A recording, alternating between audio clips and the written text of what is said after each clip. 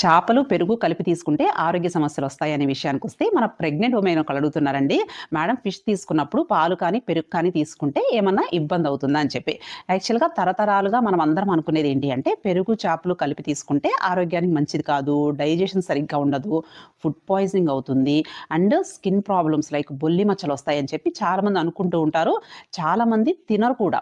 మెయిన్‌గా మనకి ఫిష్‌లో ఏముంటుంది? మనకి good fats, omega 3 fatty acids ఎక్కువగా ఉంటాయి.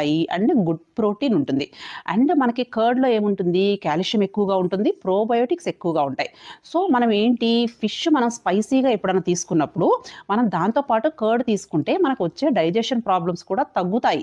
అంతే తప్ప రెండిటిని కలిపి తీసుకోవటం వల్ల మనకి ఆరోగ్య సమస్యలు వస్తాయి అని చెప్పి ఎక్కడా కూడా సైంటిఫిక్‌గా ప్రూఫ్ లేదు.